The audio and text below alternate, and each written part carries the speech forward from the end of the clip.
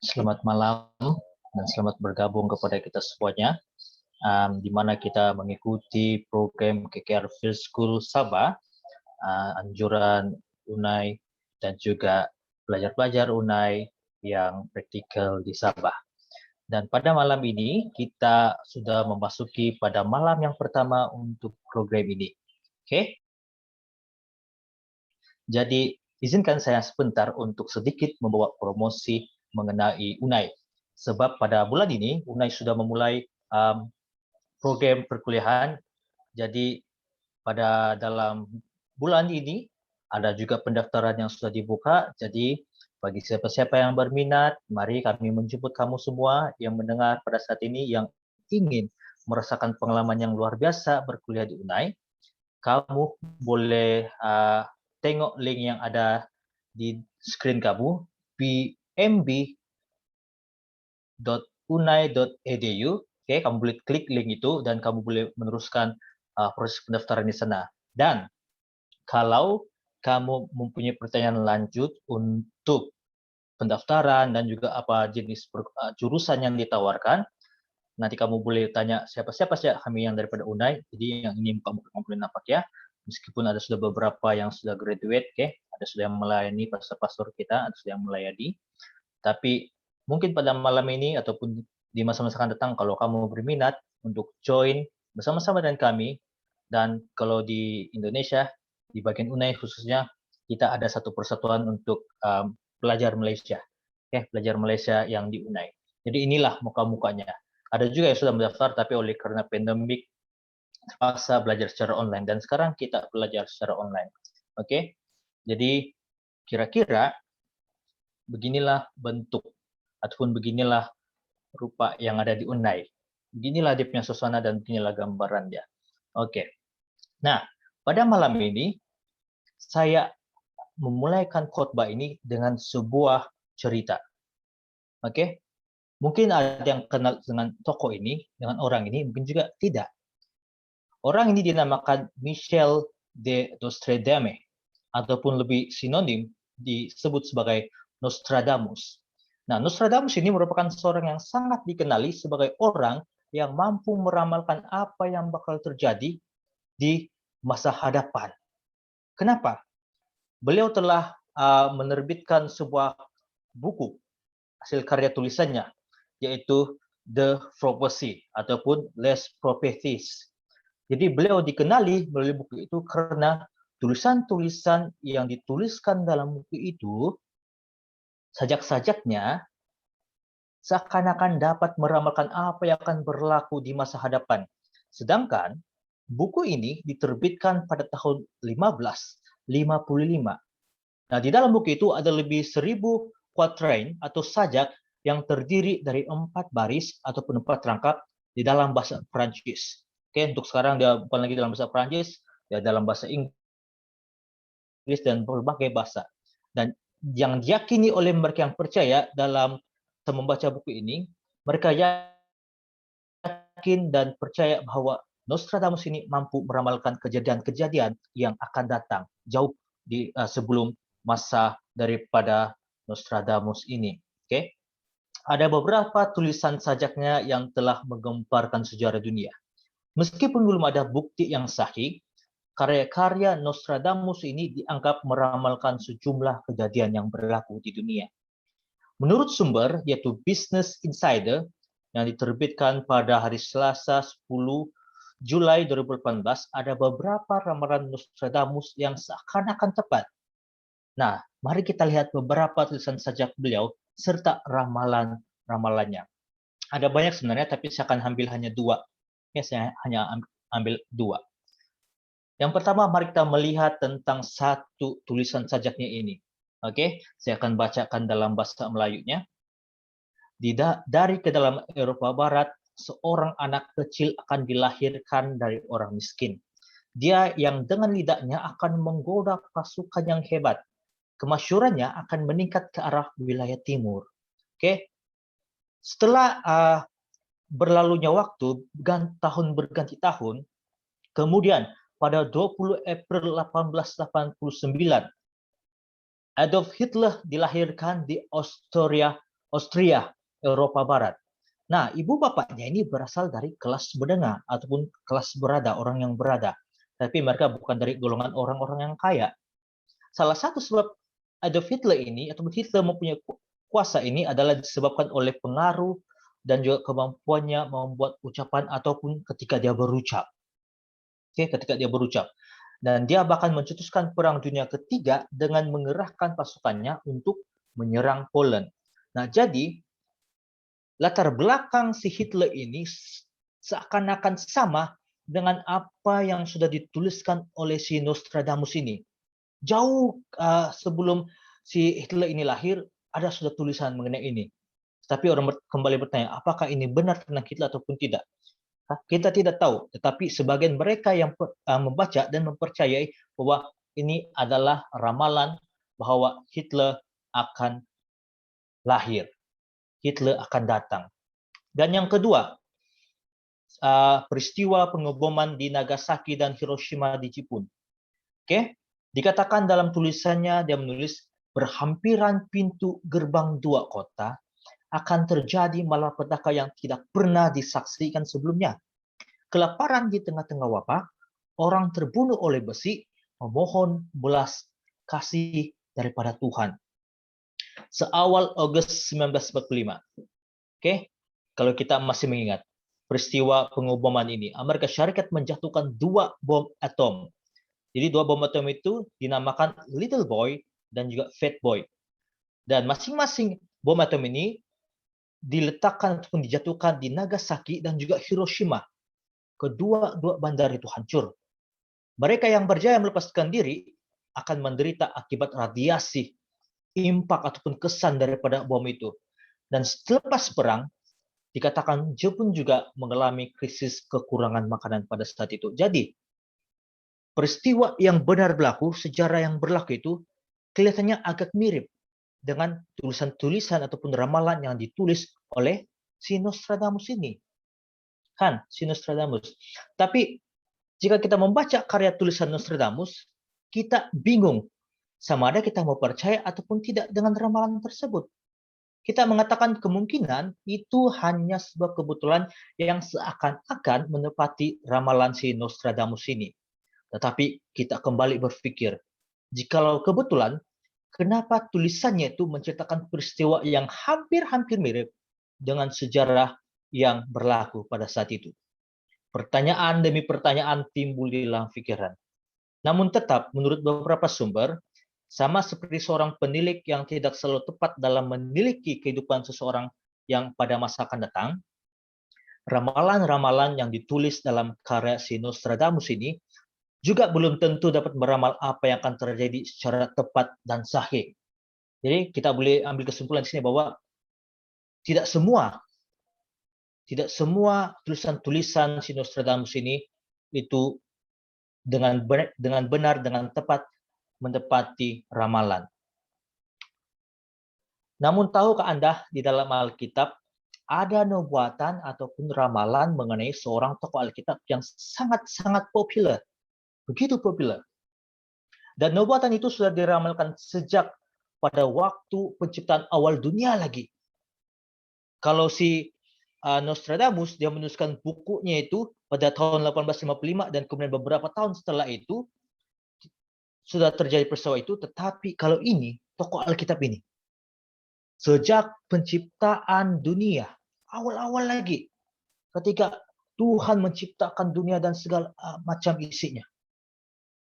Nubuatan-nubuatan ini ada dituliskan di dalam Alkitab mengenai tokoh ini. Dan ianya digenapi dengan begitu tepat sekali. Maksudnya, ramalan-ramalan ataupun nubuatan-nubuatan yang ada di Alkitab itu memang tepat dan benar sekali berlaku. Tidak ada lagi sanksinya.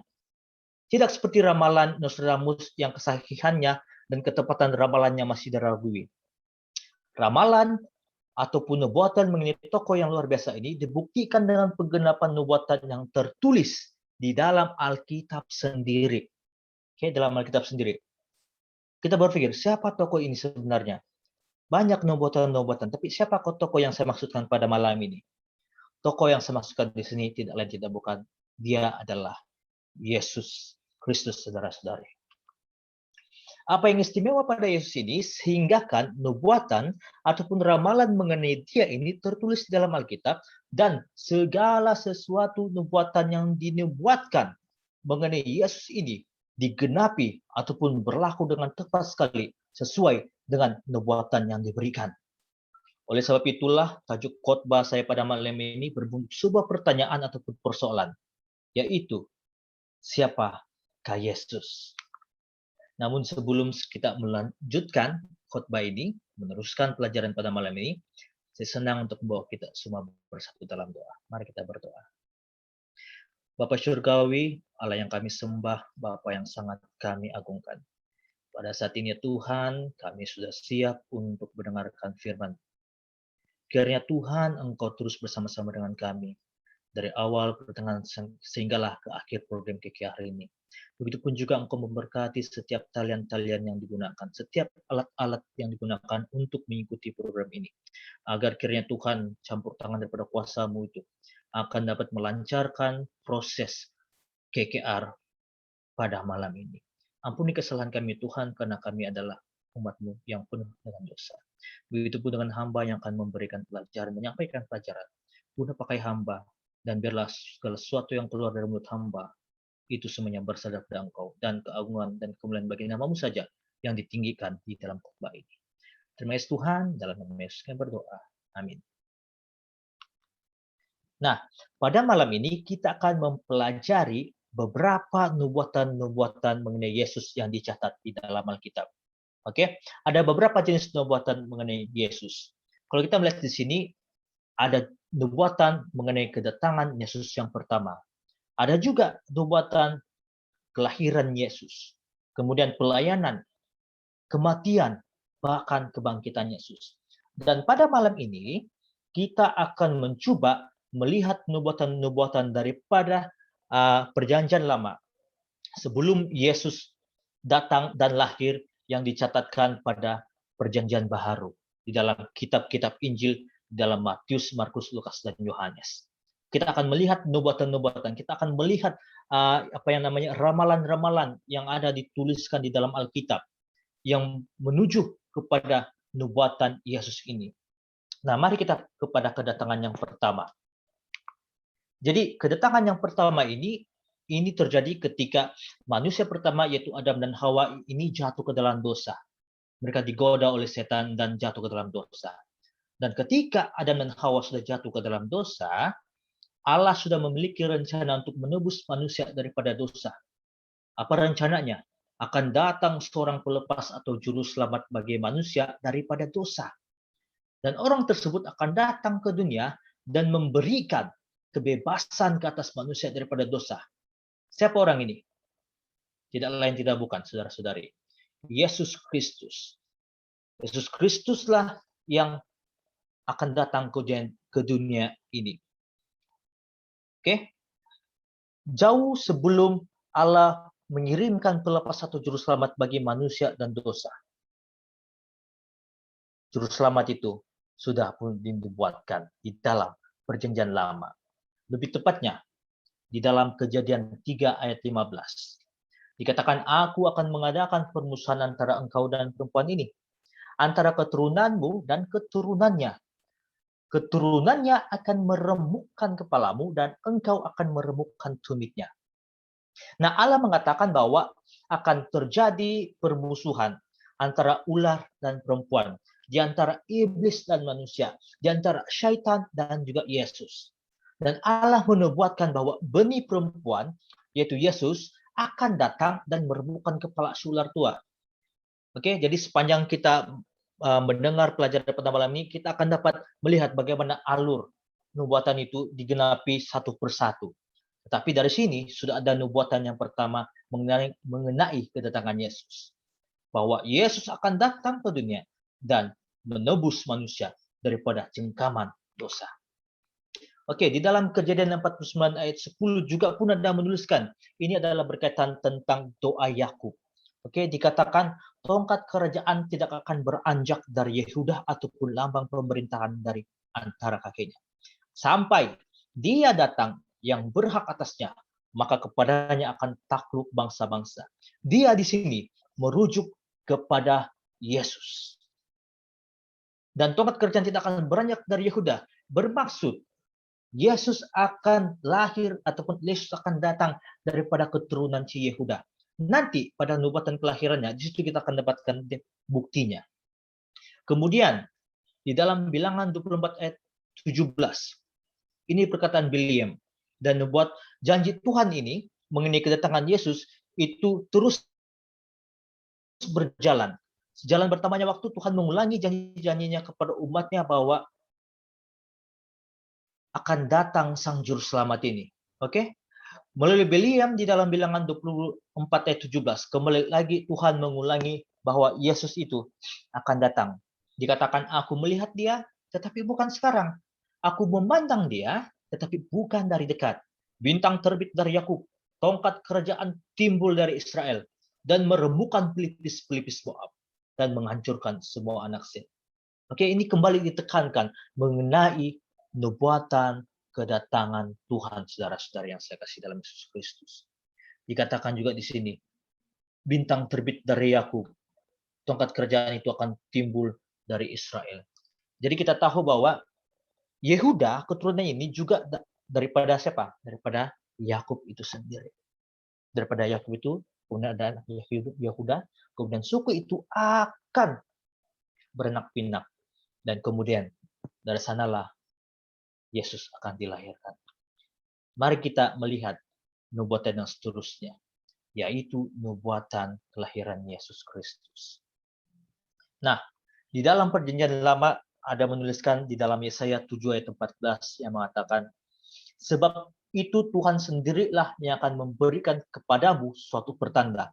Sesungguhnya seorang perempuan muda akan mengandung dan akan melahirkan seorang anak laki-laki.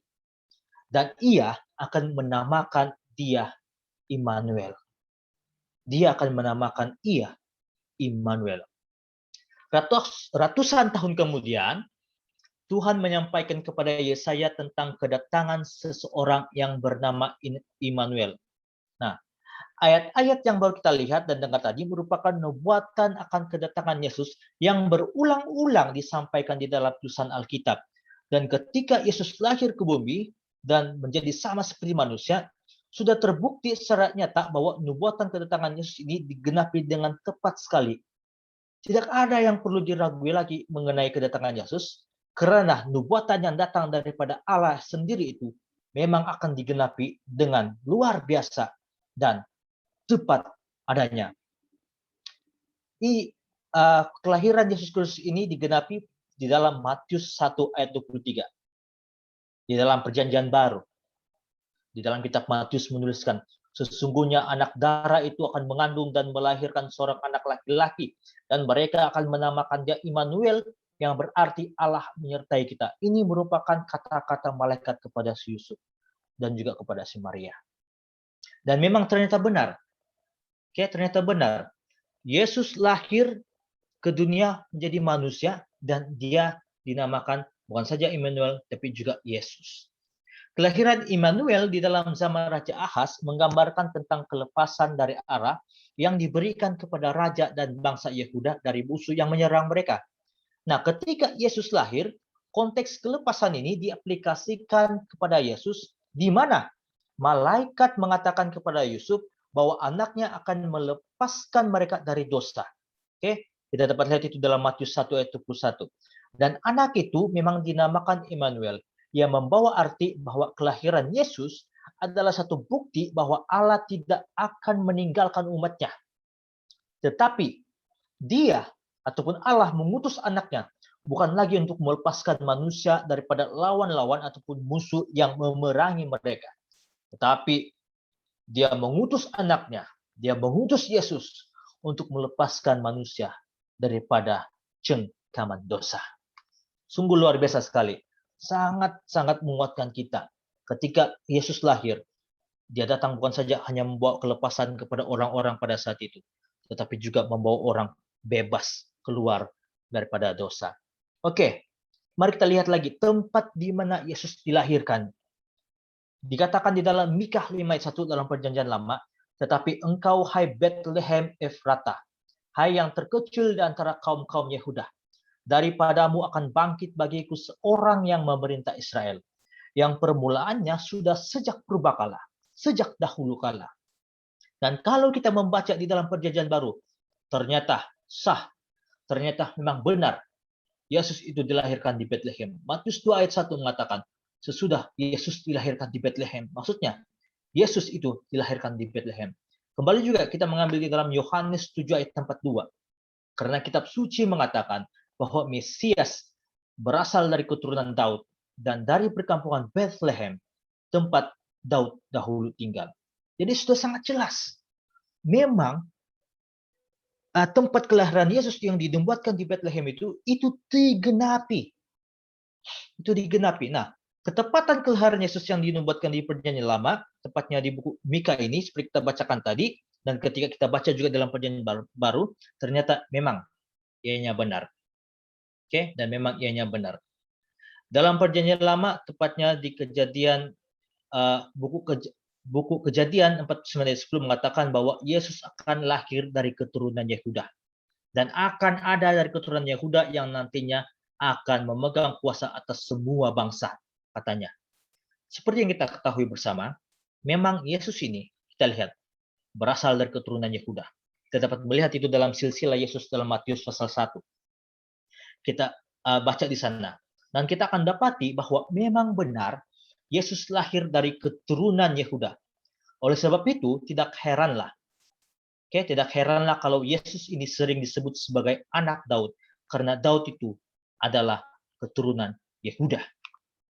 Nah, ada satu hal yang menarik yang ingin saya ceritakan kepada kita semua di sini, yang sama-sama kita perhatikan tentang kelahiran Yesus yang dinubuatkan di Bethlehem dan digenapi benar-benar di Bethlehem. Oke, mari kita buka sama-sama di dalam Lukas pasal 2 ayat 1 sampai ke 7. Di sana kita akan melihat sebuah konteks tentang kelahiran Yesus. Oke, kalau sebentar tadi kita membaca dalam buku Mikha dikatakan Yesus akan lahir di Bethlehem. Kemudian apabila kita menelusuri buku Lukas, kita akan mendapatkan satu peristiwa yang menarik, bagaimana kegenapan untuk Yesus ini lahir di Bethlehem. Oke? Lahir di Bethlehem. Dan kita melihat di sini. Di dalam Lukas 2 ayat 1 sampai 7. Secara ringkasnya, di situ dikatakan Kaisar atau Raja Agustus membuat suatu perintah untuk mendaftarkan semua orang di seluruh dunia. Oke? Dan pada ketika itu, ketika perintah itu keluar, semua orang mendaftarkan diri masing-masing di kota mereka sendiri. Nah, mari kita lihat ini. Ketika itu, Yusuf berada di kota Nazaret di Galilea. Oke? Yusuf berada di kota Nazaret di Galilea. Namun ketika perintah itu keluar, dia kembali ke Yudea, ke kota Daud, itu Bethlehem, untuk mendaftarkan diri bersama tunangnya, Maria, yang sedang mengandung pada saat itu. Oke? Kenapa Yusuf kembali ke Yudea ataupun ke kota Daud yaitu Bethlehem? Sebab Yusuf berasal dari keluarga dan keturunan Daud. Dan ketika mereka telah sampai di sana, di ayat yang ke-6 dan ke-7 mengatakan, ketika mereka tiba di situ, ketika mereka di situ, tibalah waktu bagi Maria untuk bersalin. Di mana? Di Bethlehem. Dan dia melahirkan seorang anak laki-laki, anaknya yang sulung. Dialah Yesus Kristus. Nah, saudara-saudari yang saya kasih dalam Yesus Kristus, kalau saja Raja Agustus ini tidak mengeluarkan perintah itu, kemungkinan si Yusuf dan Maria ini masih berada di Nazaret. Dan kemungkinan Yesus juga lahir di sana. Dan kalau Yesus lahir di Nazaret, ini bermaksud nubuatan mengenai Yesus lahir di Bethlehem itu tidak akan digenapi. Nah, tetapi oleh karena adanya perintah Raja Kaisar ini, ataupun Raja Agustus ini, yang telah membuatkan nubuatan Allah itu digenapi dengan cara yang sangat luar biasa. Oh, saudara-saudari, amat luar biasa sekali kegenapan nubuatan yang kita pelajari pada malam ini. Memang benar, ketika Allah bernubuat, pasti itu akan digenapi sesuai dengan rencananya. Haleluya. Seterusnya mari kita beralih dalam nubuatan pelayanannya. Ketika Yesus sudah datang, Yesus sudah lahir, pelayanan yang dibuat oleh Yesus dalam tempo hidupnya juga sudah ada dalam nubuatan perjanjian lama. Lebih tepatnya kita melihat di dalam Yesaya 61 ayat 1 sampai yang ketiga. Kita boleh baca di sini. Apa-apa saja yang Yesus lakukan ketika dia hidup. Apa saja pelayanannya.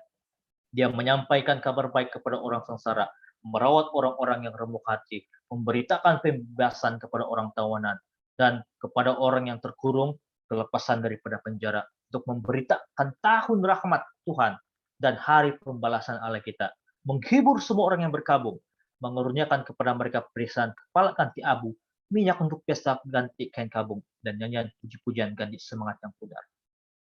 Oke, ketika Yesus memulaikan pelayanannya, dan memang benar, ini yang dilakukannya. Dan setiap apa yang dituliskan di dalam buku Yesaya akan digenapi di dalam pelayanan Yesus ketika dia hidup di dunia. Mari kita perhatikan di dalam Lukas pasal yang keempat. Oke, Lukas pasal keempat ayat 16 sampai 21. Di sini dikatakan bahwa Yesus datang ke Nazaret tempat ia dibesarkan, dan menurut kebiasaannya pada hari Sabat ia masuk ke rumah ibadat. Lalu dia berdiri hendak membaca dari Alkitab. Kemudian dia membaca daripada kitab Yesaya, dan dibukanya dan dia menemukan nas di mana ada tertulis sama persis ataupun sama seperti di dalam Yesaya pasal yang ke-61 ayat 1 sampai ke 3 tadi. Di sana dikatakan juga, Roh Tuhan ada padaku, oleh sebab ia telah mengurupai aku untuk menyampaikan kabar baik kepada orang miskin. Ia telah mengutus aku untuk memberitakan pembebasan kepada orang-orang tawanan dan penglihatan bagi orang-orang buta, untuk membebaskan orang-orang yang tertindas, untuk memberitakan tahun rahmat Tuhan telah datang. Dan kemudian Yesus mengatakan, pada hari ini genaplah nas ini sewaktu kamu mendengarnya. Tepat seperti apa yang dikatakan Yesus. Nubuatan Tuhan melalui Nabi Yesaya telah digenapi dengan pelayanan yang Yesus lakukan sewaktu dia hidup di dunia pada suatu ketika dahulu. Jikalau kita menelusuri peristiwa sepanjang pelayanan Yesus, kita mendapati bahwa banyak pelayanan yang Yesus lakukan sesuai dengan apa yang tercatat dalam kitab Yesaya dan juga yang dicatat dalam kitab Lukas. Banyak pelayanan yang Yesus lakukan, saudara-saudari. Dan kita boleh dapati itu dalam 4 kitab Injil yang tercatat dalam Perjanjian Baru yang menceritakan peristiwa tentang kehidupan Yesus dan pelayanannya. Setiap pelayanan yang sudah dicatat dalam kitab-kitab Injil ini adalah sebuah penggenapan dari nubuatan yang Tuhan sudah nubuatkan. Dan memang benar, semasa Yesus hidup, dia menyembuhkan orang sakit, mau itu orang lumpuh, buta, sakit kusta. Dan juga mengabarkan Injil kepada semua orang. Dia juga sering memperhatikan keadaan orang-orang yang kurang mampu ataupun yang miskin. Dia mengabarkan tentang Allah Bapa. Dia mengabarkan tentang hari Tuhan. Dan dia juga mengabarkan tentang keselamatan dan hidup kekal sebagai ganjaran orang-orang yang percaya. Bahkan melakukan mukjizat yang begitu luar biasa sehingga membuatkan orang ramai kagum, takjub. Dan ini membuatkan orang ramai rindu untuk mendengarkan kabar baik yang dapat memenuhi kerinduan kerohanian mereka dan memberikan kedamaian dalam diri mereka. Saudara-saudari yang saya kasih dalam Yesus Kristus, saya mengharapkan nanti selesai saja khotbah ini, kita ada kerinduan untuk membaca pelayanan-pelayanan Yesus ataupun mengenai peristiwa kehidupan Yesus di dalam Alkitab. Mau itu dalam kitab Perjanjian Lama yang sudah dibuatkan ataupun terlebih dalam kitab-kitab Injil. Oke, mari buka Alkitab kita masing-masing setelah habis ini nanti untuk kita pelajari bersama-sama.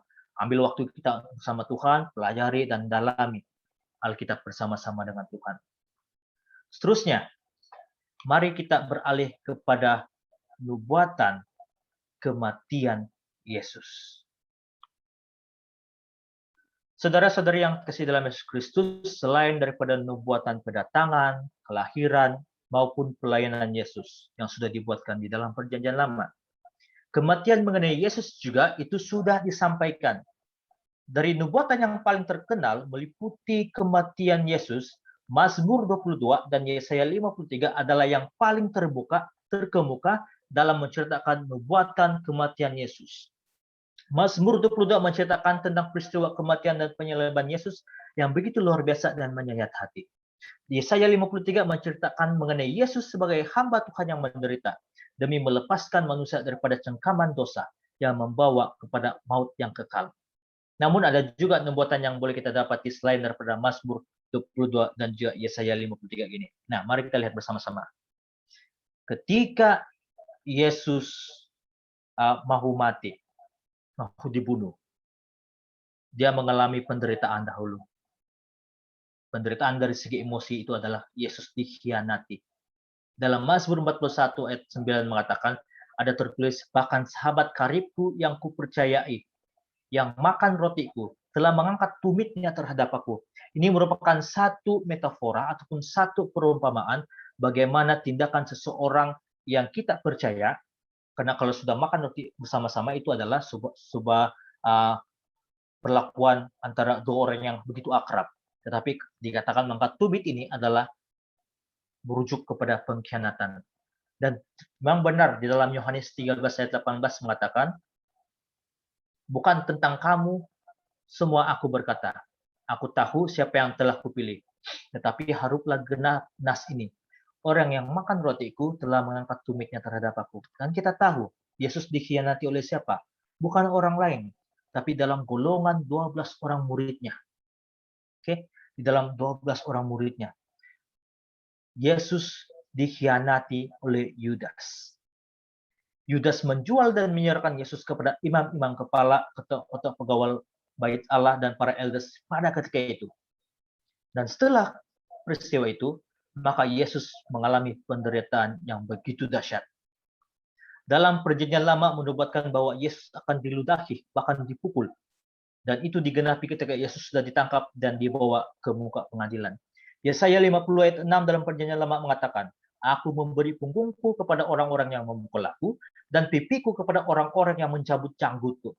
Aku tidak menyembunyikan mukaku ketika aku dinodai dan diludahi. Mari kita lihat di dalam perjanjian baru, Markus 14 ayat 65. Dan memang benar digenapi. Ketika Yesus itu sudah di dalam muka pengadilan, dan Yesus mau disalib. Lalu mulailah beberapa orang meludahi ia dan menutupi mukanya dan meninjunya. Maksud ninju adalah mereka memukulinya. Sambil berkata kepadanya, hai Nabi, cobalah terka. Mereka mengejek akan Mesias ataupun Yesus ini. Malah para pengawal pun memukul dia. Jadi segala sesuatu yang sudah dinubuatkan di dalam perjanjian lama itu benar-benar berlaku ketika zaman hidup Yesus. Peristiwa kehidupan Yesus. Bahkan sampai kematian pun sudah dicatatkan, dituliskan dengan terperinci. Dia dipukul dan diludahi. Dan itu memang benar terjadi. Kemudian, ketika Yesus disalibkan dan meninggal dunia, Mazmur 22 ayat 17 hingga 19 ini menuliskan seperti ini. Sebab anjing-anjing mengemuruni aku, gerombolan penjahat mengepung aku. Mereka menusuk tangan dan kakiku, segala tulangku dapat kuhitung. Mereka menonton dan mereka memandangi aku. Mereka membagi-bagi pakaianku di antara mereka dan mereka membuang undi atas jubahku. Ada 3 hal yang disentuh di sini. Mengenai kaki dan tangan Yesus dipaku, mengenai tulang kaki Yesus yang tidak dipatahkan, dan juga orang membuang undi untuk mendapatkan pakaian Yesus. Dan itu memang nyata terjadi pada zaman itu, pada ketika itu, dan dicatat di dalam perjanjian baru. Seperti kita dapat lihat di dalam screen. Ayat-ayat yang kita boleh baca di sini. Walaupun tidak dijelaskan secara spesifik, tetapi melalui catatan Yohanes pada pasal ke-20 ayat ke-25 sampai 27, dia menuliskan mengenai Thomas yang belum percaya bahwa rekan-rekannya yang juga adalah murid Yesus itu telah melihat Yesus setelah Yesus bangkit. Dan Thomas mengatakan selagi dia belum melihat bekas paku di tangan dan mencucukkan jarinya dan mencucukkan tangannya ke lambung atau rusuk Yesus, sebab kita tahu rusuk Yesus atau lambung Yesus itu dicucuk, dia tidak akan percaya bahwa orang yang mereka temui itu adalah Yesus yang sebenarnya. Dan setelah 8 hari berlalu, muncullah Yesus. Dan ketika Yesus muncul, dia katakan kepada Thomas, Thomas, masukkanlah jari ke dalam bekas ke tapak tanganku dan juga tangan ke lambungku. Dan dikatakan dari situ, janganlah kamu jadi tidak percaya, tetapi percayalah. Nah, di sini kita dapat membukti yang kukuh bahwa ketika Yesus disalibkan, memang benar tangan dan kakinya ditusuk oleh paku, meskipun tidak dinyatakan di dalam Yohanes 20 ayat 25 sampai 27 mengenai kaki Yesus ini juga ditusuk paku. Tetapi kita percaya proses penyaliban pada ketika itu adalah dengan mencucuk ataupun menusuk tapak tangan dan juga kaki. Itu harus dipaku. Dalam proses hukuman salib, biasanya mereka yang disalibkan ini dipatahkan tulang kaki bagi mempercepatkan proses kematian. Tetapi sekali lagi dalam nubuatan Mazmur 22 menyatakan bahwa segala tulangku dapat kuhitung. Yang bermaksud semasa penyaliban, kaki Yesus tidak akan dipatahkan. Itulah sebabnya dikatakan dapat kuhitung. Dan ini juga ternyata benar digenapi ketika prajurit-prajurit mematahkan tulang dua kaki orang yang disalibkan bersama dengan Yesus. Namun ketika mereka melihat Yesus, mereka tidak melakukan yang sedemikian. Mereka tidak mematahkan kaki Yesus. Karena pada saat itu Yesus sudah pun mati. Nah, saudara-saudari, ketika Yesus disalib, ada beberapa peristiwa yang sudah dibuatkan yang akan terjadi. Dan salah satunya adalah para prajurit yang pada ketika itu membawa undi untuk mendapatkan pakaian Yesus. Dan sekali lagi, kita melihat ini benar-benar digenapi dalam Matius 7 ayat 35 pada saat Yesus disalibkan. Sungguh luar biasa nubuatan-nubuatan daripada perjanjian lama yang merujuk kepada kehidupan Yesus yang akan datang pada perjanjian baru. Dan itu digenapi dengan begitu luar biasa sekali. Nah, ada lagi beberapa peristiwa yang berlaku. Di dalam Mazmur 22 ayat 7 hingga 8 mengatakan bahwa semua yang melihat aku mengolok-olok aku dan menggelengkan kepalanya dan berkata, biarlah dia yang meluputkan, biarlah dia yang melepaskan, bukankah dia yang berkenan kepadanya. Dan itu ternyata benar ketika Yesus disalibkan. Ini juga terjadi. Orang menghujat, orang mengejek Yesus sambil menggelengkan kepalanya. Nanti kalian baca dalam Matius 27 ayat 39 dan 43. Dan dalam Mazmur 69 ayat 22 juga mengatakan, pada waktu kau haus, mereka akan memberi aku minum anggur asam. Dalam Yohanes 19 ayat 28 hingga 30, baca di sana, dikatakan Yesus meminum air anggur asam. Dan ketika dia sudah meminum, dan dikatakan sudah selesai. Karena dikatakan harus digenapi nas ini. Kemudian ketika dia juga disalib, ada ungkapan Yesus yang Yesus katakan, Allahku, Allahku, mengapa engkau meninggalkan aku, di dalam Mazmur 20 ayat 1. Dan ungkapan seruan Yesus pada Allah ketika disalibkan ini persis sama di dalam Matius 27 ayat 46 dan juga Markus 19 ayat 34. Ungkapan yang sama diucapkan. Dan kuburnya juga ini ketika sudah mati di antara orang fasik dan dalam kematian bersama kalangan orang kaya. Kalau versi Alkitab Borneo. Dan memang Yesus dikuburkan di antara orang kaya di dalam Matius 27 ayat 57 hingga 60. Dan dalam Yesaya 53 ayat 12 bagian B dikatakan bahwa ia terhitung di antara pemberontak-pemberontak ketika ia menyerahkan nyawanya ke dalam maut. Dan kita dapat mengetahui dan memang kita tahu Yesus disalibkan dan mati bersama penjenayah. Dua lagi orang yang disalib bersama-sama Yesus itu adalah mereka yang dikatakan penjenayah. Kenapa Yesus harus mengalami penderitaan yang begitu luar biasa? Kenapa Yesus harus mati? Kenapa Yesus dibuatkan harus mati? Karena itu merupakan salah satu rencana terbesar Allah untuk membebaskan manusia ciptaan Allah. Atau membebaskan manusia ciptaan kesayangannya daripada dosa. Yang memisahkan manusia dan juga Allah. Dosa memisahkan manusia dan juga Allah. Tetapi dengan kematian Yesus, manusia dan Allah dapat disatukan. Allah mau saudara-saudari pada saat ini supaya kita sadar.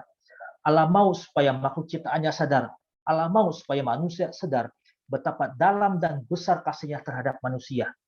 Sesuai dengan Yohanes 3 ayat 16 dikatakan, begitu besar kasih Allah akan dunia ini, sehingga ia mengaruniakan anak yang tunggal, Yesus Kristus, untuk mati bagi saudara dan saya. Yesus mati menderita untuk saudara dan saya.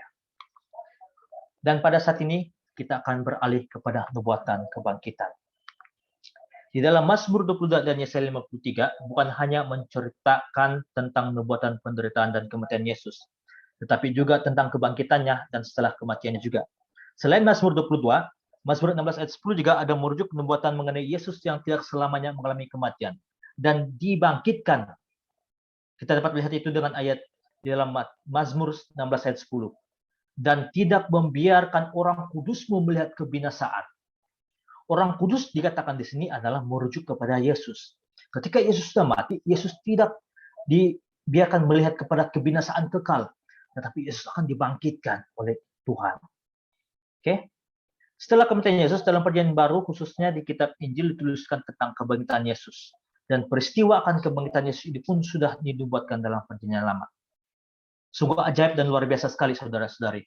Nubuatan mengenai peristiwa kehidupan Yesus ini, dari janji kedatangannya sampai kelahiran, sehingga kebangkitan, sudah digenapi dan tergenapi dan begitu teratur sekali. Oke, kalau kita dapat lihat di sini dalam Mazmur 22 ayat 21 sehingga 22, dikatakan ada tertulis, selamatkanlah aku dari mulut singa, engkau telah menjawab aku. Selamatkan aku dari mulut singa ini merupakan satu metafora di mana mulut singa yang dimaksudkan di sini merujuk kepada setan. Pada saat kematian Yesus, setan beranggapan bahwa dia sudah menang karena dapat membunuh Yesus melalui agennya, orang-orang yang telah dihasutnya. Tapi sebaliknya, Yesus malah dibangkitkan oleh Allah dan sekaligus mematahkan kuasa maut ke atas Yesus. Itulah dikatakan, engkau telah menjawab aku.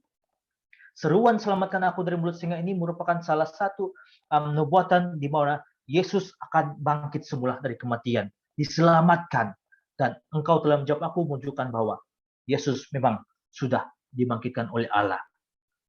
Dan kemudian di dalam Yesaya 53 ayat 10 dan 11. Di sini memberikan nubuatan yang lebih jelas akan kebangkitan Yesus. Karena perkataan ia akan melihat keturunannya, umurnya akan lanjut, dan sesudah kesusahan ia akan melihat terang dan menjadi puas. Ini juga membawa pengertian bahwa setelah Yesus menderita dan mati di salib, dia akan dibangkitkan, dia akan melihat keturunannya, dan umurnya akan dilanjutkan. Dan nubuatan tergenapi dalam peristiwa kebangkitan Yesus dicatatkan di dalam Matius 28 ayat 1 sampai 10, Markus 16 ayat 1 sampai 8, Lukas 24 ayat 1 hingga 12, dan Yohanes 20 ayat 1 sampai 10. Dan memang benar, ini digenapi di dalam Perjanjian Baru. Dan kita mengetahui bahwa tidak lama setelah Yesus bangkit, dia terangkat naik ke surga sambil diperhatikan oleh orang-orang yang percaya. Dan dikatakan juga, sebagaimana kamu melihat Yesus ternaik ke surga, pada satu saat nanti Yesus akan datang kembali dari atas awan-awan, turun ke bumi, kembali dengan cara yang sama seperti mana dia ke surga, terangkat naik ke surga. Nah, kini ada satu lagi nubuatan yang kita tunggu untuk digenapi mengenai Yesus. Ada satu lagi, yaitu mengenai kedatangan Yesus yang kali kedua, yang saudara-saudari tidak lama lagi akan berlaku. Yesus akan datang kembali dengan segera. Tidak lama lagi Yesus akan datang. Mari kita baca dalam Matius 24 ayat 30. Ini merupakan perkataan Yesus sendiri yang menubuatkan bahwa dia akan datang kembali. Dikatakan, pada waktu itu akan tampak tanda anak manusia di langit, dan semua bangsa di bumi akan meratap, dan mereka akan melihat anak manusia. Itu datang dari atas awan-awan di langit dengan segala kekuasaan dan kemuliaannya. Anak manusia itu akan datang di atas awan-awan di langit.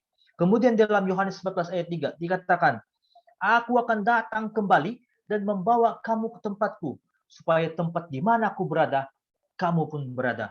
Supaya tempat di mana Yesus berada, kita juga berada ketika Yesus datang kembali. Oh saudara-saudari, Yesus akan datang tidak lama lagi. Tidak lama lagi. Oleh sebab itu, sebagai umat yang percaya, kita harus sentiasa berjaga dan bersedia menantikan kedatangan Yesus yang kedua kali ini. Ada tertulis bahwa kedatangannya itu seperti masa pencuri yang kita tidak akan tahu bila akan berlaku. Kedatangan Yesus tidak siapapun yang dapat menerka bilakah peristiwa itu akan terjadi. Oke, boleh jadi pada saat ini. Pada saat ini Yesus datang. Boleh jadi pada malam nanti ketika kita tidur atau bahkan nanti subuh ataupun bahkan besok. Kita tidak tahu. Dan apa yang penting adalah kita wajib mempersiapkan diri kita. Jangan kita sama seperti orang Yahudi, jangan kita sama seperti orang Farisi yang pada zaman Yesus mereka telah melihat Yesus tapi mereka tidak mengakui Yesus, bahkan menolak Yesus. Jangan sampai ini terjadi dalam kehidupan kita pada saat ini. Kita sudah tahu bahwa Yesus sudah dibuatkan untuk datang, untuk lahir dalam pelayanannya. Dia mati dan dia bangkit. Dan itu semuanya digenapi dengan begitu luar biasa sekali. Dan memang benar itu digenapi. Dan ketika Yesus akan datang kembali, nubuatan bahwa Yesus akan datang kembali, itu pasti akan berlaku. Tidak lama lagi, saudara-saudari. Tidak lama lagi. Jadi, sebagai kesimpulan daripada pelajaran kita pada malam ini, saya akan ambil beberapa hal di sini. Allah menubuatkan bahwa Yesus akan datang, lahir, melayani, mati, dan bangkit semula. Dan semuanya itu sudah pun digenapi. Dan nubuatan bahwa Yesus akan datang kembali juga, itu pasti akan digenapi.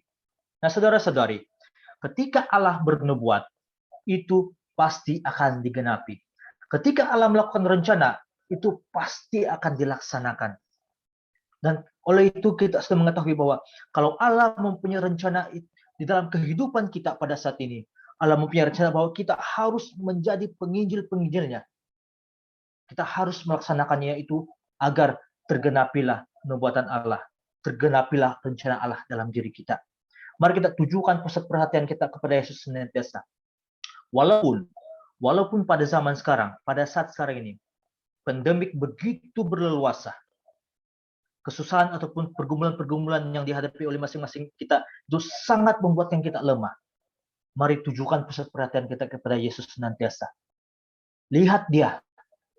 Lihat bagaimana pelayanannya. Lihat bagaimana Tuhan bekerja atas dirinya ketika Yesus mengutamakan Allah. Lihat bagaimana Allah membuat rencana itu dan dilengkapi dan dilaksanakan dengan begitu teratur dan tertib sekali. Bagaimanapun cara penggenapan itu pasti akan tergenapi.